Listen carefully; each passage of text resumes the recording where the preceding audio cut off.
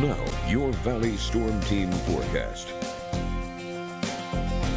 Well, guys, we are nearing 7 p.m., which was the earliest time I was expecting thunderstorms. And look at this. We have our first flash of lightning about to push into Starr County. Now, this I wouldn't really call, that's not what we're looking for. There's more out there.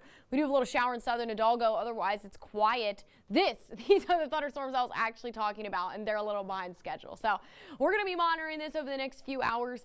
The big question is still, is it going to hold? Sometimes they fizzle out, sometimes they don't. I've seen both scenarios played out on multiple different model runs over the last few hours. So we're still holding true to the potential of severe weather. National Weather Service agrees, as well as the Storm Prediction Center. So it's still possible, but I'm not guaranteeing anything. I'm definitely not guaranteeing anything in the lower valley. I still think the upper valley has a better chance to see some of these strong storms. Timing does look to be a little bit delayed, so we're talking maybe 9 to 10 p.m. when we start to see some of these thunderstorms. This is kind of a worst case scenario where we see it continue on towards the lower valley.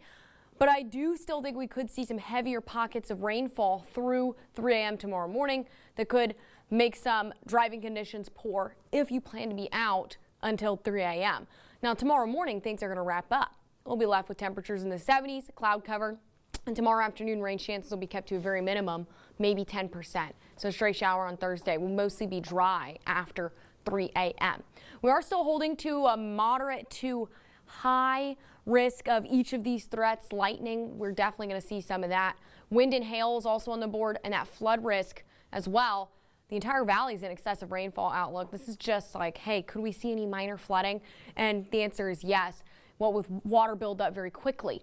The reason is, even though Starr County is still expected to see more rain, up to 3 inches in Roma, and you'll notice that further towards the coast, we're only looking at 1/4 of an inch to even 1/10 of an inch in Port Mansfield. The National Weather Service has also agreed that we could see an isolated 3 to 4 inches of rain at any point with one of these really heavy downpours within these thunderstorms. And y'all know that 3 to 4 inches of rain in a very short amount of time can cause problems. So just know that tomorrow morning, even when the rain is done, there's always the potential to still have some water left over on the roadways and low-lying areas. So be careful tomorrow morning. Tomorrow afternoon, we're back in the 90s. I think we'll see some clearing in the afternoon. Low rain chances, less than 10%. It's going to feel like 100 to 105, another hot day. South Potter Island, low rip current risk. That's the good news of the day. We're expecting to keep that low rip current risk at least tomorrow and Friday, hopefully for the weekend, because it is a 3-day weekend, holiday weekend coming up.